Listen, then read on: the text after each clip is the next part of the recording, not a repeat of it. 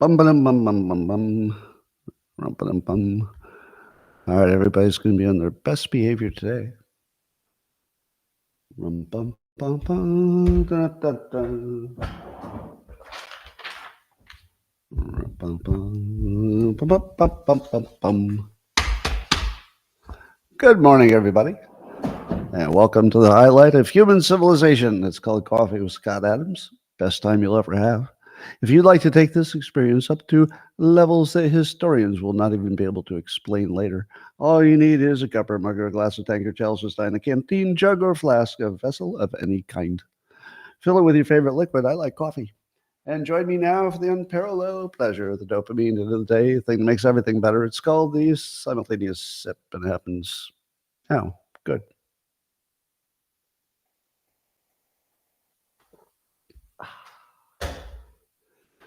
Yeah, excellent. Technology is working great. Thank you, Paul. And I'm just going to say it. I don't think that Joe Biden we've been seeing walking to the helicopter looks like Joe Biden to me.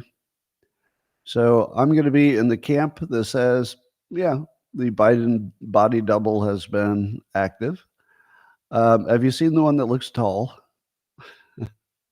So there's one that looks tall. The sound is working.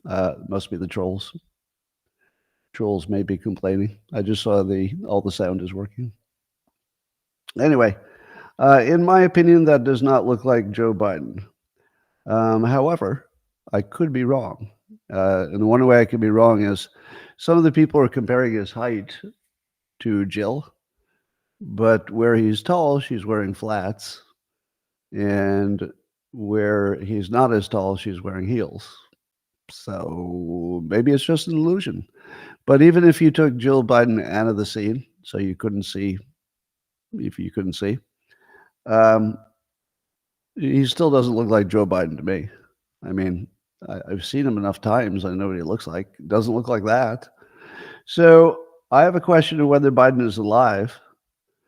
And I'm not even 100% sure that we saw Joe Biden when he did that address. Probably, because if it were a fake, it would have looked better, I think. I mean, he looked like he was barely capable. But maybe. So my guess is that Biden has maybe, an hour a day that they can get him to do something if they drug him just right. But probably is just incoherent most of the day, is my guess. We would see a lot more of him if he were coherent. I think you would all agree with that. So I think it's obvious that we don't know who's running the country. Now, that's not hyperbole, is it? I don't think that's hyperbole. Sometimes you say, "Oh, we don't know who's in charge of the country," but you sort of really do. But in this case, we actually genuinely, no exaggeration, really don't know. Don't know. The thinking is that Jill Biden's in charge, but probably not. I don't know, what is the role of Hunter? I don't know. But my guess is that the various departments are just doing their thing, like they're little dictators.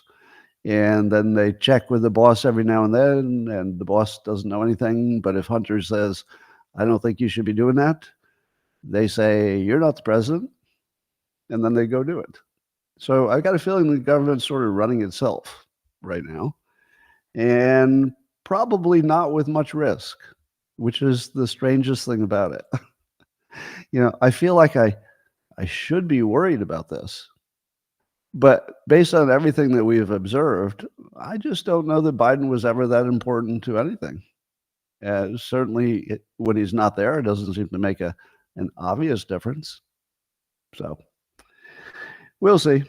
There's a study that says eating strawberries can reduce your risk of heart disease and all kinds of good things. Well, I eat a strawberry every day.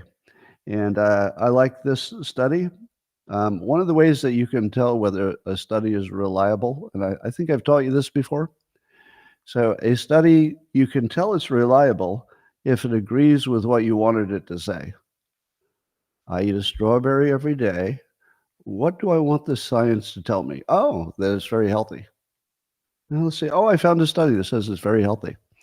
So, do I believe that this study is good science? No, of course not. It's probably put together by the Strawberry Association or something. Usually these are. So, no, you should not believe that strawberries are good for you because there's a study that says they're good for you. But I like strawberries, so I'm going to believe it. There's another study that says ivermectin might have a surprising potential against cancer. The American Thinker has a big article on that. And so apparently there are several different types of cancer that anecdotally, ivermectin looks like it might have some potential for, but I don't think we're at the gold standard for studying that. So I don't think that's a fact. But just in case, every morning I put a little ivermectin on my strawberries and I say, maybe. No, I don't really eat ivermectin on strawberries, but if it were delicious, I might give it a try. It can't be any worse than anything else I eat. All right, there's a study that says, by the way, I have a theme for today. The theme is that all data is wrong, just in general. Now, that's a theme that is completely unbelievable to normal people. I know what you're thinking. Oh, well, it's not all wrong. I mean, some of it's right. No, it isn't. No, it isn't. It's all wrong. All data is wrong, and it always has been. Do you know who would agree with me? Everybody who's ever had to collect data for a living. They will all agree with me. Now, there aren't that many people in that category, but if you can find anybody whose job it has been to collect data for anything, for science, for politics, for business, for anything, and say, is data real? Their first answer might be, of course it is, because they know what the right answer is. But they say, okay, but when you were collecting data, when you could really see whether the data was real because you were in charge of collecting it, was that data real? Okay, well, you got me. That data wasn't real. But I think the other data is real, the stuff I don't know about. That is called Gell-Mann amnesia, people. That's where you assume that, the other stuff you haven't looked into is probably fine. No, it's not. No data is real. No data is real. All science is motivated. All business is motivated. And all politics is motivated. Meaning that if the data doesn't agree with the person who's promoting it, they're not going to promote it. So you only see things that are match the narrative of the person giving it to you, basically. That's the way we work. So with that in mind, Unusual Whales was reporting today on X that 2023 was the worst year for corporate bankruptcies since the great financial crisis, and 2024 is looking even worse. All right, so there's some data. Bankruptcies are looking like they'll be worse than ever. So that means that the economy is worse, right? Or that whatever's driving bankruptcies are worse? Maybe. But it could also be that we've had a huge burst in entrepreneurial activity. What would a huge burst in startups and new businesses guarantee that you had? A lot more bankruptcies. If you take more chances, you get more bankruptcies. So, is this telling us that everything was normal and the only thing that's changed is the bankruptcies, which would be pretty bad? Or is it misleading because we don't know if it's matched with an entrepreneurial boost, which we have heard about, right? You've heard there's a lot more startups and entrepreneurial things. So maybe it's actually a sign of good economic health. Because if the startups were, let's say, 10 times higher and the bankruptcies were twice as high, that would be good news. Sort of. I mean, it's not good news for the bankrupt, but it'd be sort of good news for the economy because it would say, wow, if all those things worked, but, some of these are worse than usual, that would make sense. Now, I'm not saying that that's the specific problem with these bankruptcy numbers. I'm just telling you, there's no data that's real. Somebody collected it. It doesn't mean it's real. It doesn't mean it's right. It doesn't mean that the second person who studied it would get the same number. Data is not real. All right, here's another one. On the internet today, there was this graph showing that the the counties that Biden won back in 2018 anyway, their GDP would have been 71% of the total GDP. So in other words, the Biden Democrat-dominated areas of the country have 71% of all the money, the GDP. That's not the wealth, but that's their economic activity, let's say. Now, so what does that mean? Does that mean that Democrats have all the money and that Republicans are not the big money fat cats anymore, but the Democrats are the big money fat cats? Maybe. It might mean that. It could be, but far more likely is that the data was collected in a dumbass way. The most likely explanation is that the data is useless. For example, if Apple Computer happened to have their headquarters in one county, you'd get like all the Apple Computer GDP, wouldn't you? And it would just be in that one county. Now, it's also very Democrat. So you could argue that it is telling you something useful. But I don't really think this seems like too much of a confused piece of data, because you got, the places where Biden won, if he only won by a little bit, that would be called a win. So that would be like completely owning that county. But where they won by a lot would also be counted as one win. I don't like anything about the data. So I don't know anything specifically wrong with it, but everything on the surface looks like, I'm not sure you can really tell. I'll tell you what would be useful if you just did the wealth of all voting Democrats versus the wealth of all voting Republicans. How much wealth do they have, not just income? That would tell you something. That would actually be useful. But by county, no, I don't think so. All right, Venezuela had something they call an election. And boy, is this going to be awkward for the United States. Let's see if you can figure out why this would be so awkward for the United States. Here's what happened.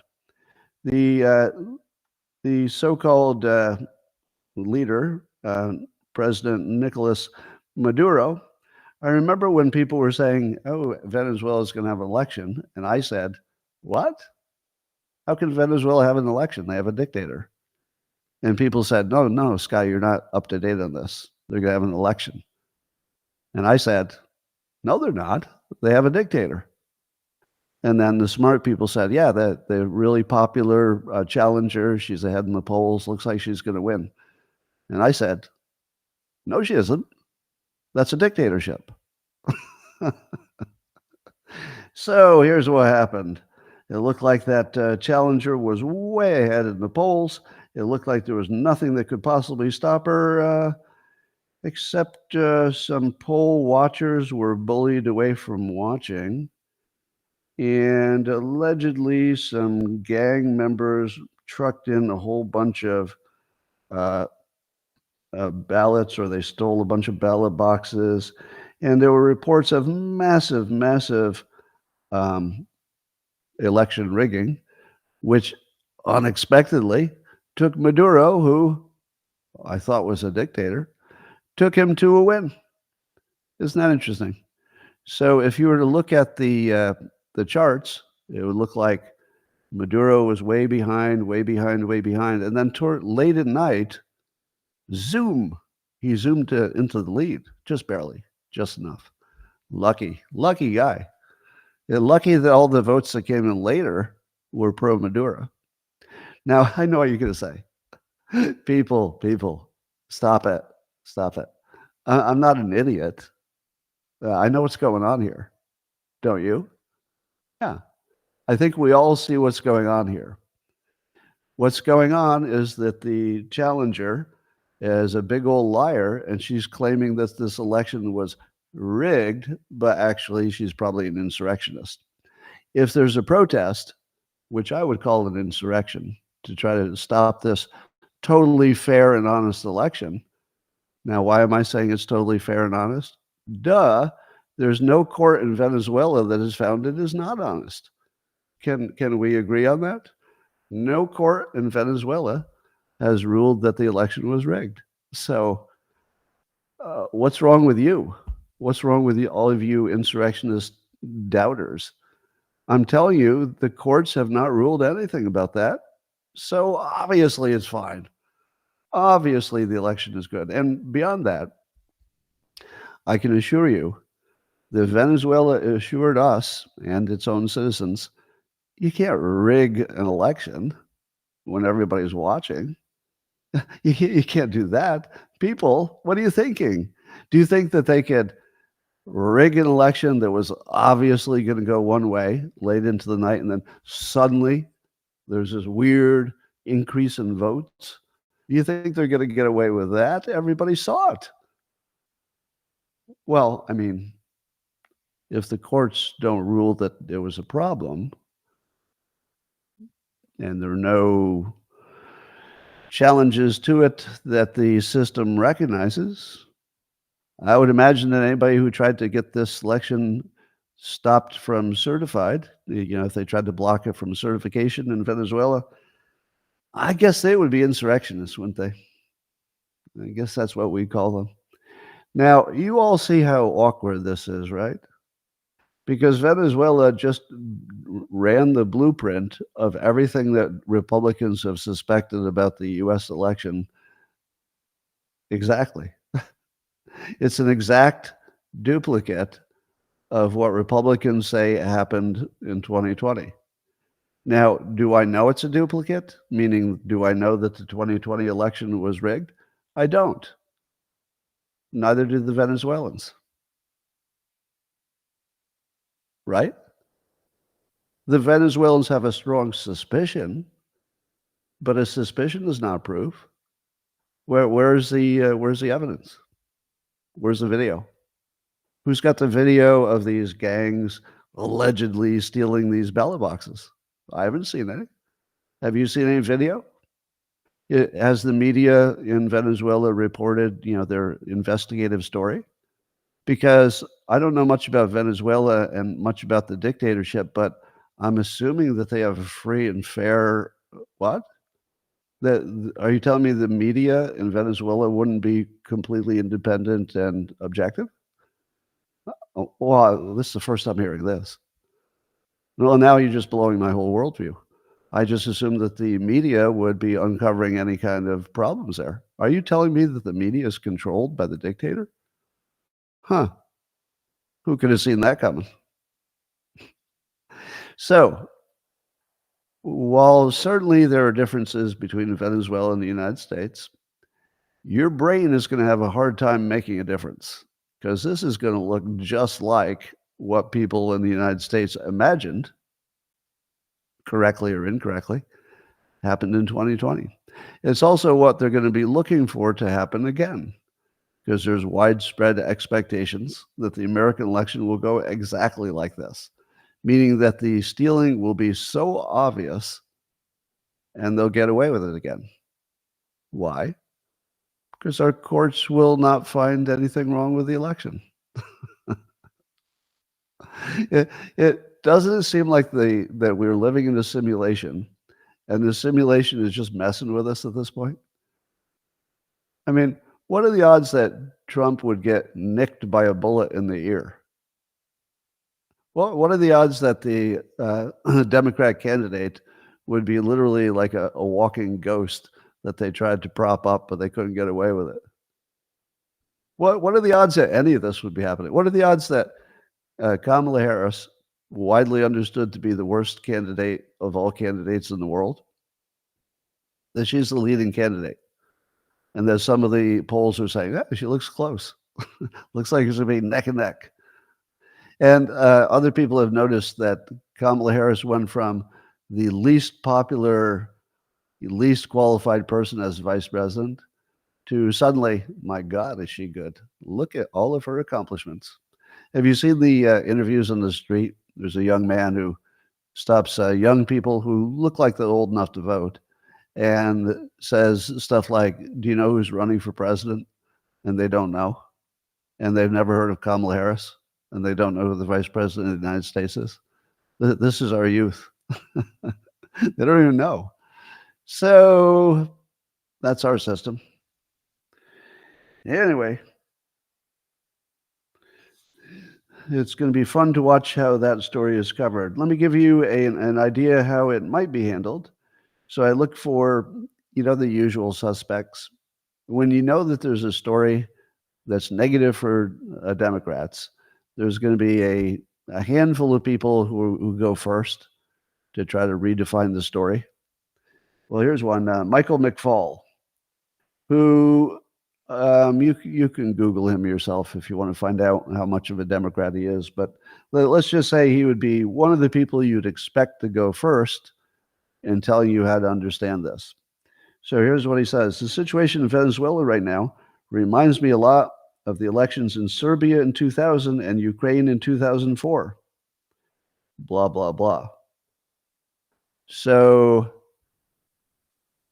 Michael McFaul, Democrat, would like you to be thinking about these lesser developed, less secure countries. Yeah, if you're thinking of Venezuela, the thing to compare it to would be Serbia 2000 and Ukraine 2004. Because you don't want to compare it to the United States. Well, that'd be crazy. No, let's put our attention in the year 2000 and 2004, Serbia and Ukraine. Let's talk about Serbia and Ukraine. But Michael, it reminds a lot of people of the United States. And shut up! It's Serbia. It's Ukraine. Serbia and Ukraine. Now we'll see if other people pick up this Serbia-Ukraine thing, so that we can say, thank God we don't have a system like that in the United States. Thank God. Well, there's according to Springer Link, that I guess is some kind of newsy website, there are something called zombie election monitors. Zombie election monitors. Now, that would be different from an election monitor who is sincere and has access to observe, and they say what honestly they see. That's not a zombie. That's somebody doing the job. But it turns out that worldwide, there are more zombies, which are people who simply pretend that they watched, but did not watch. In other words, there are election monitors who are organized and chosen specifically to make sure you don't know the election was stolen. So their job is to say, everything looked fine to me. But did you see the gangs come in and take away those big boxes of ballots? No, didn't see that. Did you see them photocopying the ballots and running them through a second time? No. As a matter of fact, I didn't notice anything like that. So this election is clean and unrigged. So look out for the zombie fake election monitors. We probably have some of those. Anyway, so if you want to know how good the brainwashing machine is on the Democrats, here's a good example. So apparently, Kamala Harris's favorability has increased dramatically in 1 week. Her favorability increased dramatically in 1 week. Is that because of all the accomplishments she had that week? Did she have a really good week? Did she end a war? Did she cure cancer? No. All it took was the news to collectively say she's the greatest thing and everybody lie, and her popularity zoomed. So how much did it go up in 1 week? Let's see. According to ABC News, which of course I would not trust whatsoever as a news or polling entity, but it said 43% of Americans say they have a favorable view of Harris. It's an 8-point jump from last week. She had an 8-point jump in popularity in 1 week. Now, first of all, I don't believe the poll. Second of all, if it's true, it's a brainwashing operation. That would be how powerful the brainwashing is. That's really powerful. Now, one of the problems that I have when I try to warn people that they live in a brainwashing environment, it's not politics, it's just brainwashing. So the best brainwashers win. People don't really understand how strong it is. People don't really know that you can change the majority of American minds in an hour if you're doing the right brainwashing. So if you don't know how easily minds can be changed, you're not going to worry about brainwashing. If you know it can change everything and quickly, it's the only thing you'd worry about because it is the only thing that's a problem. Everything else flows from that. So the contemplation about who Kamala Harris will pick as her running mate should she get the nomination we expect she will. Mark Kelly is coming out at the top of a poorly understood field of people that most people have never heard of. But so he's an older, bald, white guy. Now, here's my take. America is clearly ready for a black president, right? Obama was president for 2 terms. We're clearly ready for a female president. I think Hillary Clinton actually won the popular vote, did she not? So we're ready for black. We're ready for any minority, really. We're ready for female, of course. I think we're ready almost for LGBTQ. Probably not yet. I still think it'd be tough to win LGBTQ, but we're close. And I would say, if Richard Grenell ran for office someday, the odds are pretty good. Right? He'd have a pretty good shot. So I think we're ready for most of those things. You know what we're not ready for? A bald white guy. Bald black guy, yes. Bald black guy, yes. Because that looks more like a look. But bald white guy, I don't know if we're ready for that. And I'm not joking, by the way. I don't think it's a coincidence that presidents have had basically reasonably good hair forever. When, what percentage of the general adult older population is missing hair? 40, 50, 60%? And yet all of our presidents have good hair? I think there's a reason for it. I think they got to be tall if they're male. They have to be tall. And they have to have good hair, or at least interesting hair, like Trump. So we'll see. Then there's this weird story about Mark Kelly has, of all things, he has some kind of ownership of a surveillance balloon company that allegedly has some Chinese investment in it, which should raise some eyebrows. I don't know that that's a problem. I mean, probably we're more worried about it than we should, but certainly I would want to ask a lot of questions before I could be comfortable with that. So we'll see. I don't think Mark Kelly's going to be the guy. If I had to guess, I'm just going to guess against the bald guy. That's what I think. Anyway, as you know, Democrats have been claiming that crime is down under Joe Biden. And what did I say when I heard that crime was down under Joe Biden? I said, no data is real. It's all made up. And if you'd like to know how they made it up, here's how. Half of the country doesn't even report their crime numbers to the FBI. Half of the country doesn't even report. So do you know what the FBI does when they want to give you the national crime numbers? They report the ones they have, and then they estimate the others. Now, do you think it's more likely that if crime went up, you might be less likely to report it in your city? Let's say you're the mayor and you have the power to report it or not report it, since apparently it's not a law that requires it. And your crime goes up. Are you going to report it? Or are you going to say, maybe we'll skip this year. If it goes down next year, maybe we report it. Of course you don't. No, these numbers on crime are completely useless because the FBI has to guess on half of them, and they don't have any basis for guessing. This is the way the real world works, folks. If you think that people collect data, they find out it's accurate, and then they tell it to you, that's probably never happened ever. It's just not something that ever happens in the real world. All data is motivated. All data is estimates, guessing, assumptions. It's not real. So this is an especially good example. And then what about the stuff about the economy? Do you believe anything about the economy?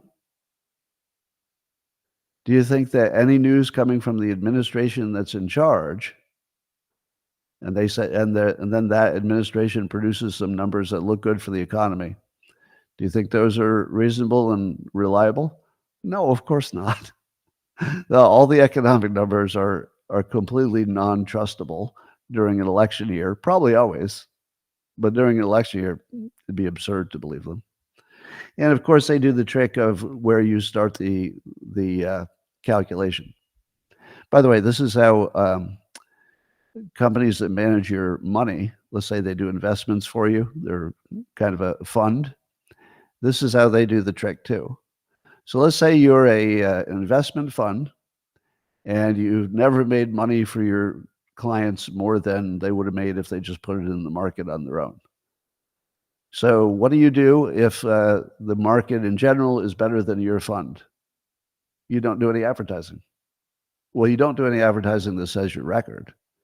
But then because things go up and down, you have a good month. And you have this like one good month because you had this one good stock that went up. Well, then you do some advertising. You say, compared to the regular market, where we beat the regular market by 5% over the past year. And it's true. It's just that they waited for the 1 month they had a good year compared to the average. If you looked at 5 years, not so good, which means that 1 year was luck. So if you can decide, if you have control over where you start and end the analysis, you can make yourself look good or bad compared to anything, as long as both of them are in flux all the time, which is the case with economic stuff. So don't believe any economic stuff. Molly Hemingway tells us that Pete Buttigieg has been lying about illegal immigration. He said that it's gone down, at least the illegal immigration from the Northern Triangle countries and Mexico has gone down, but in fact, it's up 140% from Trump's time, from 1.8 million to 4.3. How can they say it goes down when it's going up by a lot? You can change the definitions of what it means to be illegal.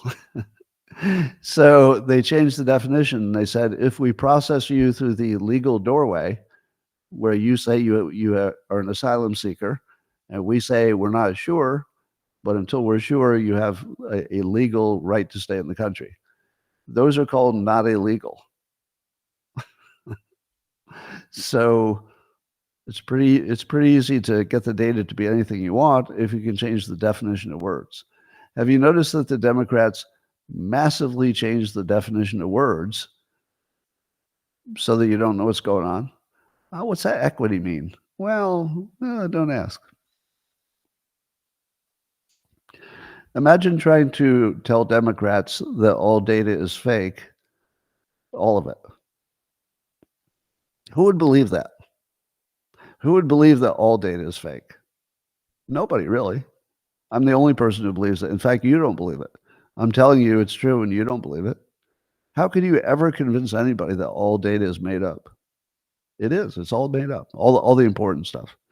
Things that are unimportant, like, maybe an engineer is measuring the tolerance of advice or something, that might be real. But all the political stuff, economics, no, that's not real. All right, there's a report that Google was suppressing searches for Trump assassination. And I mistakenly tested mine and, Trump came up right away. And I thought, oh, well, it looks like it's not happening on my end. But I was too sleepy when I did that because the real test was about the word assassination. And sure enough, you can type Trump assassinate and it doesn't autocomplete. So no, I was wrong. Mine did not work. If you type in Trump, it immediately autofills with Trump. It's just the assassination that's the part it doesn't autofill. Now, Google's explanation was, they said, and I quote, there was no manual action taken, meaning they didn't do anything to suppress Trump assassination as a search. Our systems have protections against autocomplete predictions associated with political violence. which were working as intended prior to this horrific event. We're working on improvements to ensure our systems are more up to date. Of course, autocomplete is just a tool to help people save time, and they can still search for anything they want. Does any of that sound real? Do you think it really, like, they have to research this? Or do you think they could just go in and say, oh, if you start typing assassination and it's Trump, maybe you should surface this brand new story that everybody's talked about for a month? It doesn't look like it should be that hard, but apparently all the other assassinations come up, the historical ones. If you say assassination, it'll autofill with all the other people who have ever been assassinated except Trump. I think that what's happening is it's not about the assassination word, it's just anything that would be a story that would be favorable to Trump. So I don't believe Google's explanation. I would consider it a probable lie. Probable lie. Well, apparently the Democrats have decided that they're going to use the word weird to describe, I guess, J.D. Vance and Trump. Now, you might say to yourself, weird? That's like such a weak, overused, weird word. And Vivek Ramaswamy has a similar idea. He says this whole "they're weird" argument from the Democrats is dumb and juvenile. This is a presidential election, not a high school prom queen contest. It's also a tad ironic, coming from the party that preaches diversity and inclusion. Win on policy if you can, but cut the crap, please. Now, I guess I agree with what Vivek says, that it's juvenile and, you should argue on policies. However, I'm going to tell you what you didn't expect. This is probably professional work. Remember when I spotted dark in the Clinton-Trump election? As soon as they all said that Trump's speech is dark, I said, whoa, that's professional. That's not something that regular politicians come up with. That word makes you fear without any details. Oh, it's dark?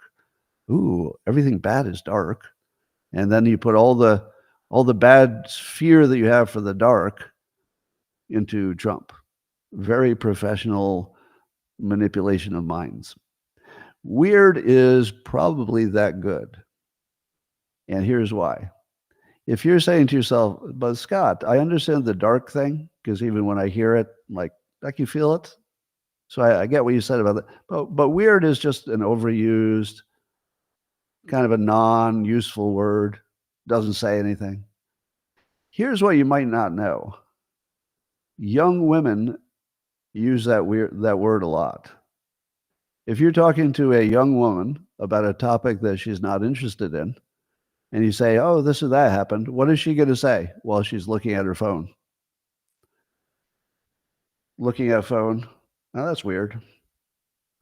And then you tell a story about a person who did a thing that isn't usually done. What does the young woman with the phone say about that person? Oh, that's weird. Weird is the universal word that young women use for everything that doesn't fit their model. And it's a good catch-all for their base. It wouldn't work on the Democrat side. It wouldn't work on the Republican side. On the Republican side, what would work better would be something about disgust. Somebody is disgusting. Somebody's sloppy.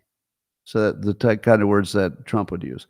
Disgusting and sloppy. Because Republicans are more geared toward being disgusted.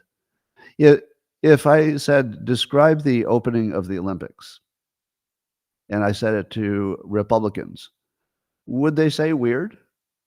They might, because it's a common word. But far more likely, I would think they would say, I'm disgusted by it. I'm just disgusted. So if you're going to try to influence Republicans, you go for disgust. And I think there's science that backs that, by the way. And if you go to influence young female Democrats, weird is a good way to go. So it's actually very strong. And I've started using the word weird to describe whenever Democrats say that Trump is going to steal your democracy. And do you know why I use the word weird? Because it works on Democrats. I want them to feel weird when they say he's going to steal your democracy. See, if you say instead, but wait, let us make a list. Here's the list of things Trump wants. Here are the list of things Kamala Harris wants. All right, you can see from our two lists and my logic that one of these sides is not trying to steal democracy, but maybe you could argue that the Democrats are. Nobody cares about your list. Nobody cares about your logic or your policies. But if you say, wait, did you just say that Trump is going to steal your democracy? That's weird. You're weird. That actually can change their minds. Because weird is the last thing you want to hear if you're a young woman. Men don't care so much. Men don't mind being weird. They're more likely to go rogue and buy a rifle and try to shoot the president. I mean, men are completely different. But women do not want to be weird. And if they are being weird, they want to be weird in a popular way. So if you say to me, but Scott, they dyed their hair blue. No, that's weird in a popular way. That's weird in a popular way. It says more about popular than weird. So they would say, I'm just, expressing my feelings or whatever. There's nothing weird about that. And there isn't. But it's just the word is powerful on one side, but not the other. All right. So apparently Biden is looking for 3 reforms on the Supreme Court. I'm not sure that that's a reform, but they want no immunity for crimes that a former president commits in office. And I wonder, do you think that Biden is still alive? Do you believe that Biden, while he is someone accused of lots of crimes in office, do you think that he wants to remove his own protection? I don't. To me, this is proof he's not the president. Because I can't see anybody who would say, it'd be a good idea to work really, really hard to make me personally far more likely to go to jail when I'm 85. It's just not something you do. You just say, maybe the next administration can work on this, but I'd like to have my immunity once I retire. So I think it's evidence that Biden is not in charge. I can't imagine he would be in favor of that because he would be in as much the target as any other president. And they want term limits for Supreme Court justices. I'm open-minded on that one. I'd like to hear the arguments on that. And binding code of conduct for the Supreme Court. Again, it's all in the details. Could there be a code of conduct for the Supreme Court? I feel like the Supreme Court should come up with that on their own. I don't feel like that should be imposed upon them. Do you? Wouldn't you be more comfortable if the people who are supposed to be the standard bearers for our constitutional system, they're the ones who should say, you know what, we need a code of conduct. So we're gonna publish one and try to stick to it. And I feel like on some level they probably do have that, don't they? Whether it's written down or unwritten, but certainly they have understood conduct that they consider too far and what's allowable. So that seems like maybe that's unnecessary. Anyway, Elon Musk is reminding us of non-citizens coming into the countries. He's calling them illegals. I have also a little issue with using that word. Now, obviously, they've done something illegal, but, we don't call, if somebody got caught shoplifting once and they're a citizen, we don't really call them illegals, even if they did something illegal once. So I don't love that word, but I'm not going to make it a mission to end it. So anyway, a few things you should probably know, according to Elon Musk. Illegals in America can get bank loans, mortgages, insurances, driver's license, free healthcare in California and New York, and in-state college tuition for not even so. And then Elon says, what's the point of being a citizen if an illegal gets all the benefits but doesn't pay taxes or do jury duty? Well, that's not true. If they have a job, they're going to pay taxes, aren't they? Do illegal employees not pay taxes? I thought they did. So I don't know if that's accurate. But he was reminded that sometimes they can vote. So if you get your driver's license, depending where it is, you might get an option to get a ballot. Doesn't mean it's legal to vote, but you would be given the option. All right, here's an interesting story. As you know, people are calling the MAGA Trump-loving people a cult. Now, what's interesting about this is that it doesn't fit the definition of cult. So what did they do? Did the Democrats say, oh, well, now that you point out the definition of a cult, I can see that it doesn't fit? Specifically, what doesn't fit is a cult really, really needs to keep the cult away from other information so that their world is just whatever the cult leader tells them. But that's not the case with Republicans. Republicans see all the mainstream reporting, if only to know how to counter it. But they see it all. They're very aware of what both sides of the argument are. That is not true on the other side. The Democrats are socially and or functionally cut off from really half of the argument, and always will be, because they don't even want to look at Fox News for 2 seconds. I'm not going to go look at Breitbart. Are you crazy? They would say. But yet, Republicans are going to hear every story that's important that came out of the Washington Post or the New York Times. They don't trust those entities, but they certainly know what they're saying. It just doesn't work the other way. So I was saying that Joe Navarro, who's ex-FBI guy, and he's written some best-selling books on body language, which I've recommended. So he's real good on body language. If you want to look into his books, Joe Navarro, and I've recommended them in the past. But he's talking now, I guess he did a little video on this, that he's making the case for cults being more about a charismatic leader.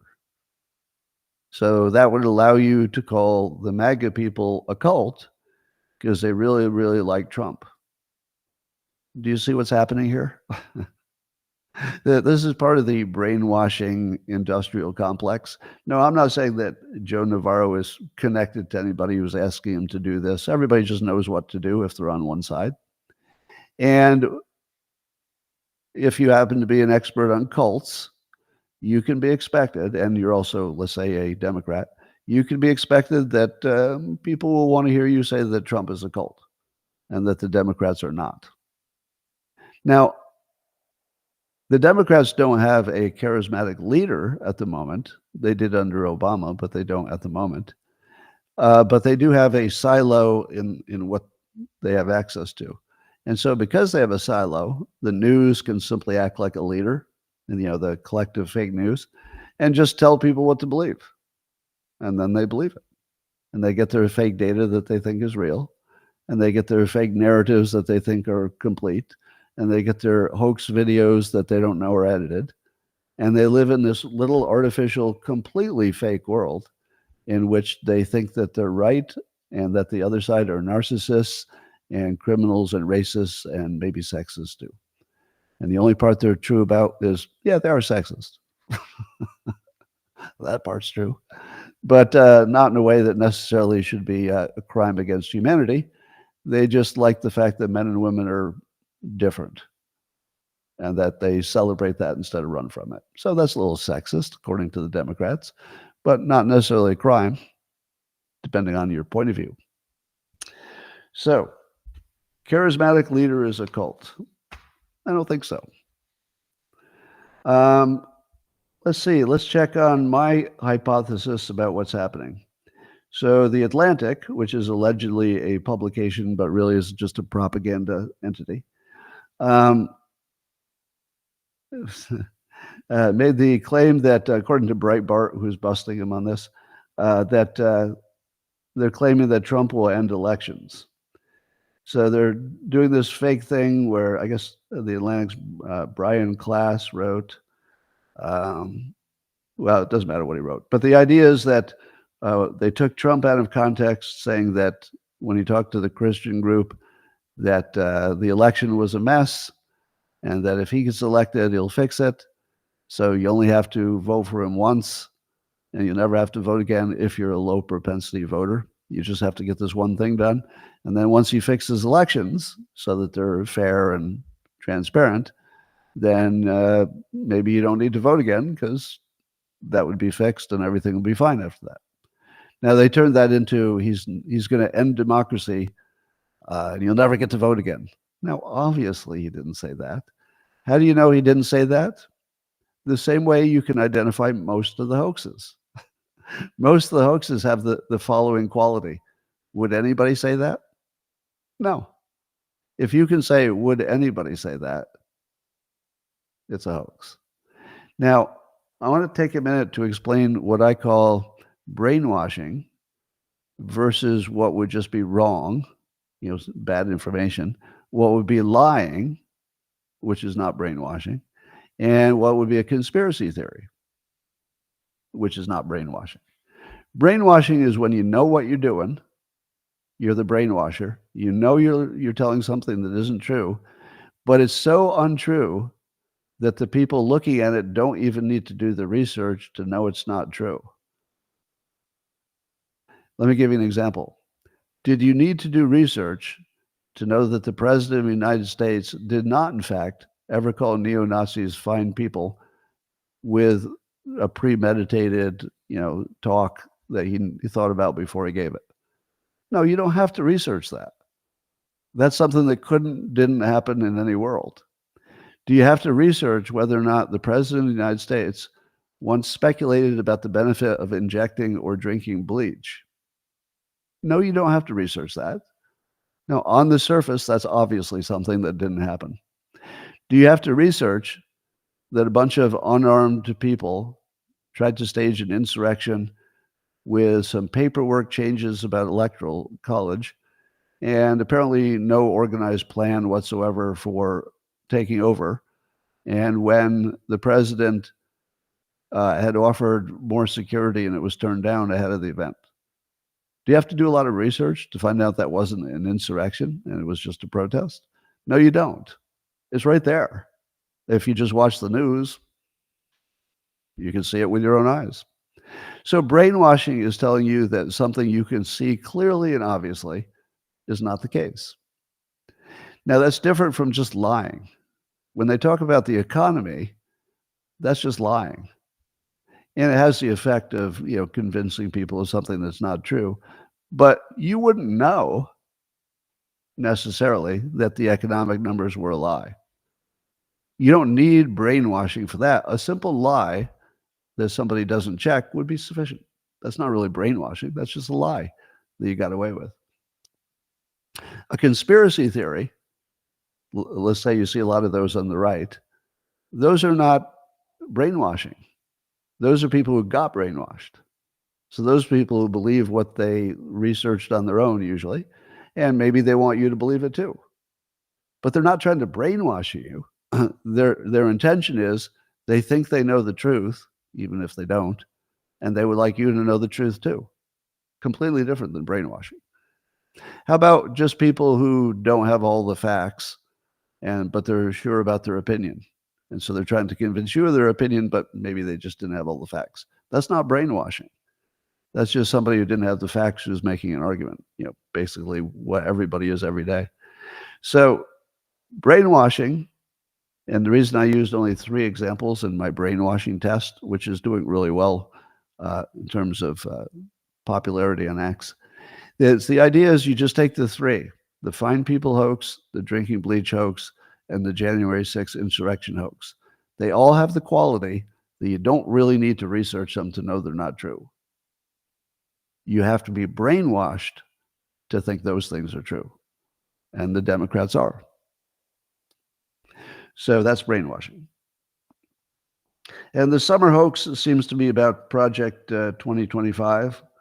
Yeah, that's, as Jay Richards said on X, it's basically, it's the Russia hoax for the year. It's just without the Russia part. And how do they get away with saying something that's so easily demonstrated to not be true? Now, could you tell that the 2025 thing is fake without doing research? Is it obviously fake on the surface? It is not. It is not obviously fake on the surface. It's just a claim of something, and you'd have to do the research to know if it was true or not. It's not like, did the president call neo-Nazis fine people? I don't have to research that. Of course he didn't. Of course he didn't. But if somebody says there's a document I haven't read and has a bunch of policy things written by people who used to work for Trump, do I know for sure that's not Trump's plan? I don't really know. I mean, I'd have to look into it. It turns out it's not, if you look into it for 1 second. If you spend even a minute Googling it, you will find out it's not his plan. And in fact, the fact checkers even agree it's not his plan. So even their own fact checkers say it's not true. But why will they believe it and keep saying it, the Democrats? It's because they have demonized the news on the other side to such a degree that Democrats won't even sample it. Imagine a Democrat flipping through the channels and they hit Fox News. They're going to go, ugh, and hit that button as soon as possible to flip through it because they're just disgusted. They've been trained to avoid contact, which doesn't happen the other way, by the way. I don't see a lot of Republicans telling other Republicans to avoid contact. Well, some people tell me that, but I don't listen to them. Anyway, so that's the new summer hoax. And it only works because one side has demonized the other source of information so that they won't look at it. And they'll never see a contrary.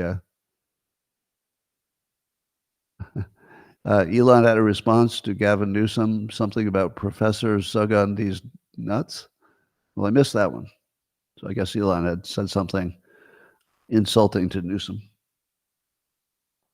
Anyway, there's a story that China's got a special challenge with AI over there because they have to make the AI not tell people the truth. So they're furiously trying to program their AI so that it's not intelligent. Now, that doesn't even sound real, does it? Now, not intelligent specifically in anything that's political or, maybe philosophical. So they want that part to just program their population. They don't want them finding out anything that's not government approved. So how in the world could AI ever work in China as well as it will work in the United States? Now, the United States is doing the same thing, right? They're programming it so it doesn't agree with the Republicans ever. But I feel like there will at least be competing AIs. Grok won't be that way. There's an unfiltered one that's not that way. So at least in the United States, you'll have access to one that hasn't been programmed to brainwash you. Whether you'll use it or not, I don't know, but you'll have access to it. That'll be different. All right. Hold on. So apparently the G20, that's the 20 industrialized countries that get together now and then. I think the Daily Wire is reporting this. They've agreed to work together to make the super rich pay their taxes. That's the way the article is written, to make the super rich pay their taxes. Okay, that's just propaganda. But sure, they don't have a broad agreement. But the finance ministers from those nations, they agreed toward working to tax the super rich. And so they're trying to coordinate as a world government to tax the super rich. Now, when I say tax the super rich, I don't mean income, but rather they will tax their wealth. So it'll be something like pay 2% of your total wealth every year. Now, do you know how many problems that would cause? In order to pay taxes, you need cash. And even though rich people could borrow it if they didn't have it immediately, there's going to be a lot of situations where their money is in assets in a business.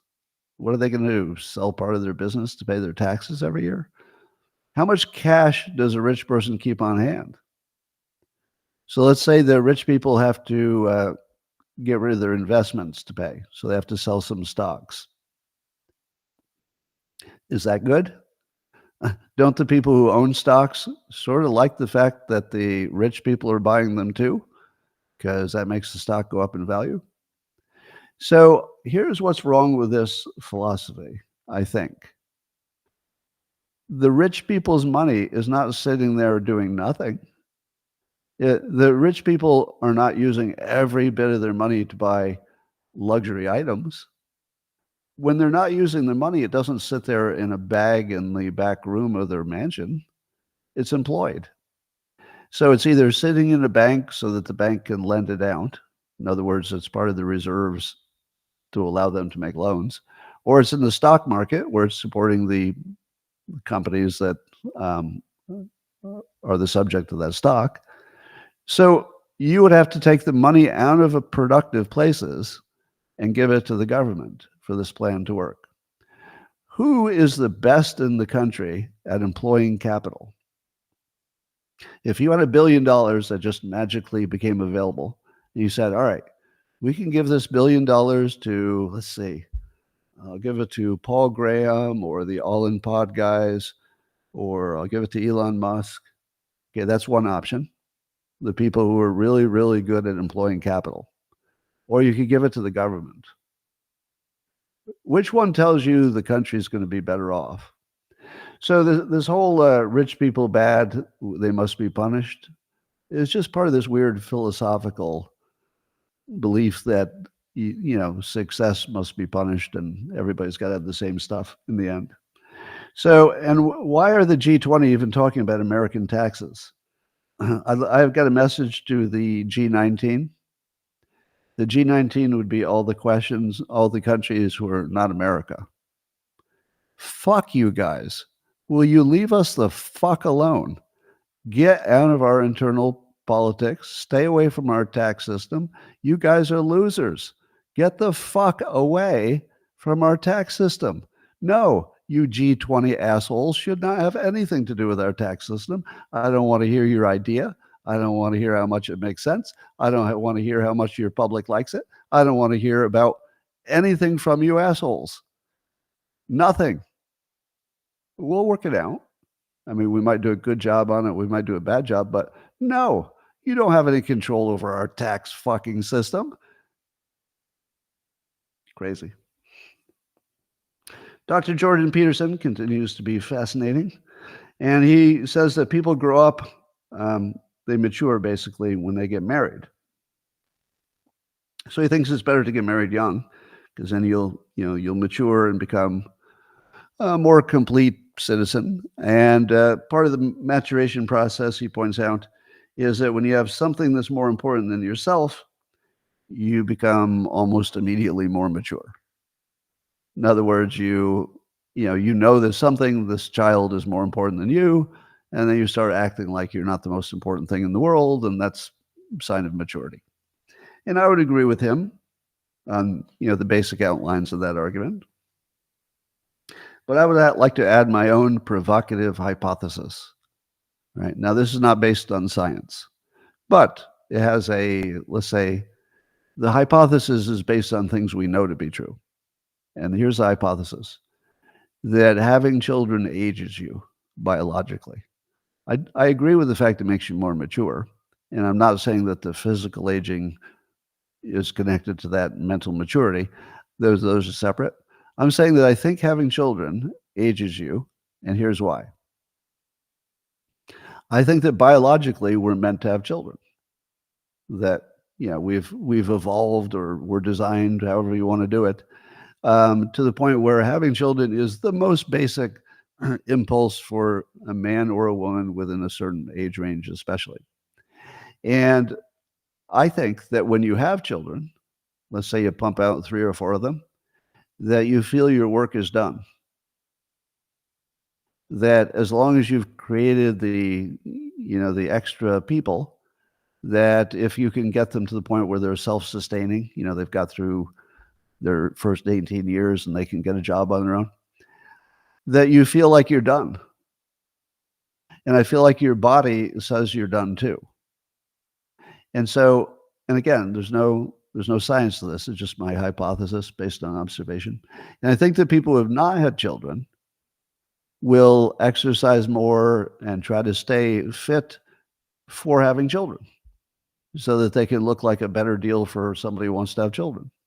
So part of it might be that the single people know they have to up their game a little bit to look like they're worthy of having children.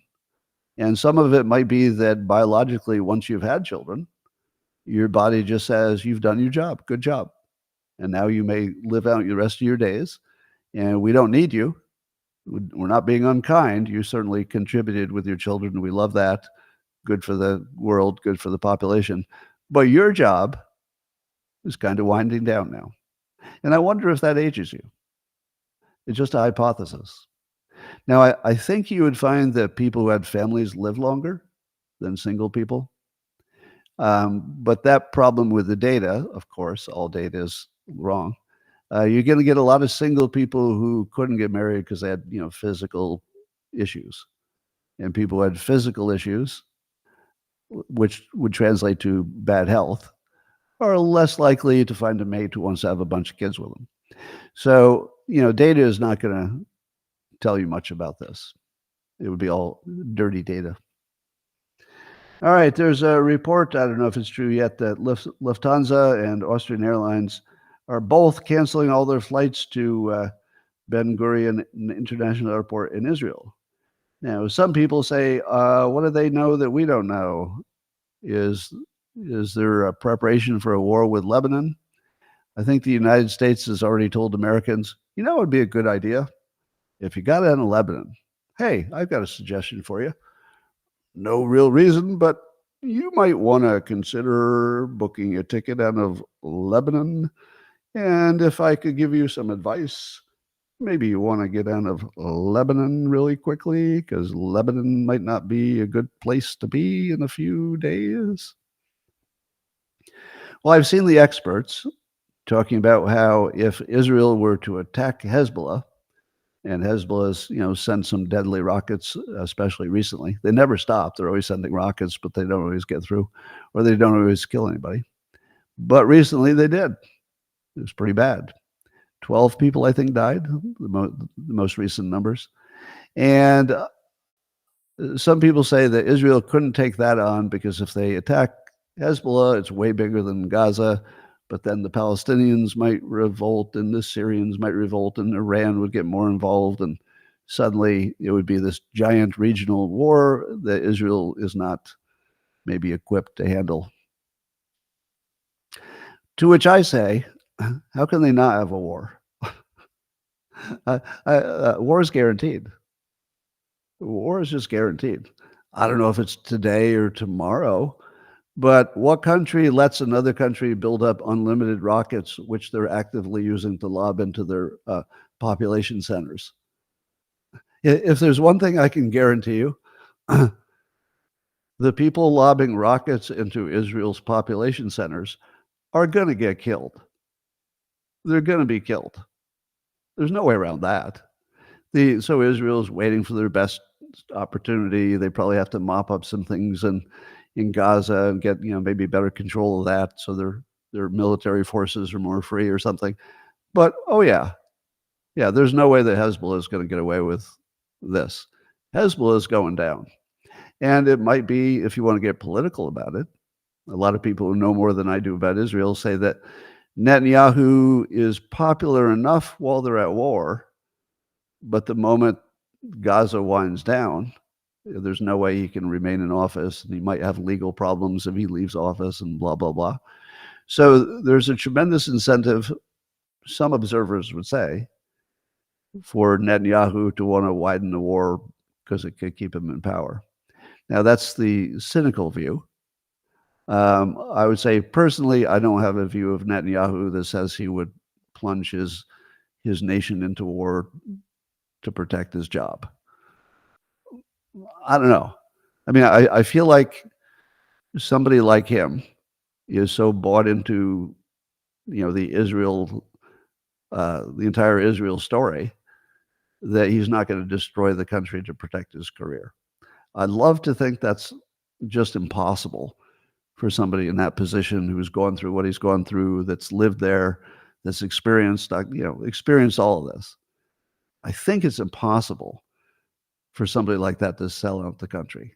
I just think it's impossible. There's just your brain wouldn't allow you to do it. But I can't read minds, so I don't want to be making the mistake I always tell people not to make. I can't read his mind, but it sure would surprise me if he would put his personal, career at this point, especially if he would put that ahead of the survival of his nation. I mean, I don't see it. Maybe anything's possible, I suppose, but I don't see it. So I think that Israel taking out Hezbollah is guaranteed. It's just a matter of when they choose to do it. And whether the United States is directly or indirectly helping, we'll be helping, even if all it is financially or replacing their weapons or something, or giving them some satellite support or whatever they need. But I don't think we'll send humans in. And I'm also wondering at what point we see the drone swarms, because it seems to me that Israel should have access to drone swarms of their own by now. And can't they use those to just put a ceiling over the border on Lebanon so they can just see every single, what would it be, a missile launcher? It seems like you could get enough just permanent drones over that area that as soon as a missile launcher, uncloaks or however they take it out of hiding, that you just drop a grenade on it as soon as it happens, like within seconds. But you would need just a lot of drones. We're talking about, I don't know, 10,000 in the air at the same time, but they could do it. And if they were to provoke a wider war, presumably the missiles would all come out at about the same time, and then you take them out. Not that it's easy. I'm just saying there isn't any way that Israel's going to put up with Hezbollah in the long run. There's just no way. And I think that Israel also has to make it clear that being a proxy for Iran is always a death sentence, because otherwise Iran will just keep making proxies. You got to make them at least think about whether you want to be an Iranian proxy if they all die. I think I'll be an Iranian proxy. Well, that gives you a life expectancy of 10 minutes. Drone is coming right now.